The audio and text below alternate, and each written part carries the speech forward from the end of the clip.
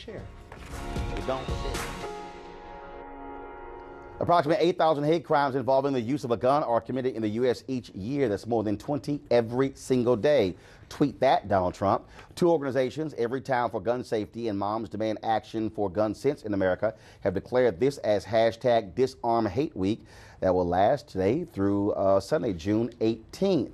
Now, this week was selected because today marks the 1 year since the mass shooting at the Pulse nightclub in Orlando, Florida. And June 17th marks 2 years since the mass shootings at the Emmanuel AME Church in Charleston, South Carolina. During Disarm Hate Week, the organization's pledged to honor the lives of those killed in hate-fueled gun violence, speak out against hate crimes committed with guns, and demand that our lawmakers implement common sense gun legislation. Joining us right now with Moms Demand Action for Gun Sense in America, Reverend Sharon Risher, whose mom, Ethel Lance, was killed in the Emmanuel AME Church, and Lucia McBath, mother of Jordan Davis, who was killed at a gas station in Jacksonville, Florida, over loud music from a car. Reverend, why is this week so important for you? It's important because we need America to understand that whether it's homophobia, misogyny, religious intolerance, or whatever, that we live in this country and we demand a place where we could be safe and to believe what we believe, not to be killed because of the color of our skins. And this is happening because of the widespread of gun violence in America. And I don't want people to ever forget that. Lucy? Good morning, Roland. It's always good to talk to you. And to really kind of, fall on the heels of what Reverend Risher has said is that, we've come to a boiling point in this country where, there are no more excuses.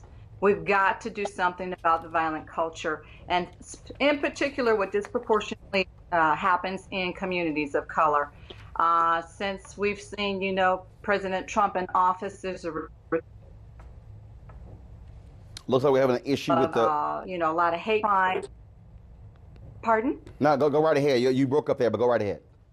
Oh, I was just saying we have a huge problem with intolerance, basically intolerance, yes. Racial intolerance, and a lot of that is fueled out through gun violence. So we've got a cultural problem here. It's got to be addressed. It has to be dealt with, and that's what Reverend Risher and I intend to do. We're fighting this culture all the way. Reverend Risher, you, of course, the last 8 years under President Barack Obama, you oftentimes had his administration responding to these issues. We saw what took place in Portland with a stabbing death. Took the president 3 days to say anything. No statement from the White House whatsoever. Nothing from the podium as well. Also, same thing. You have virtual silence when it comes to this Department of Justice. And so, do you believe that we're now operating in a space where we have an administration right now that will say very little and people cannot look to them to be a leader on this issue?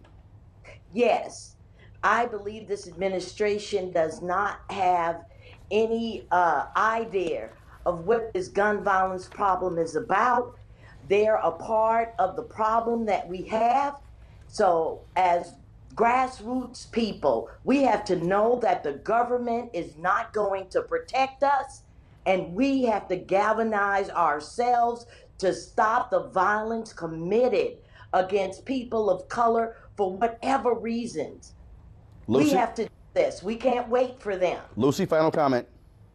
Final comment is that people have to understand the only way to truly change what we see happening in the country, we've got to go beyond the rallies in the streets. We've got to go beyond the prayer vigils. We have to be part of the change. We've got to start running for office. We've got to start making sure that we're in the polls because our interests have to be represented, and we have to be accountable for doing that in our own communities. All right, Lucy McBath, Reverend Risher, we appreciate it. Thanks a lot. Thank you. Thank you. All right. Protest turned deadly. 37-year-old black man was shot and killed by Baton Rouge police. His hands are in the air, and you still get shot by the cops. Oh my God, please don't tell me he's dead. We're not going to let hate define us.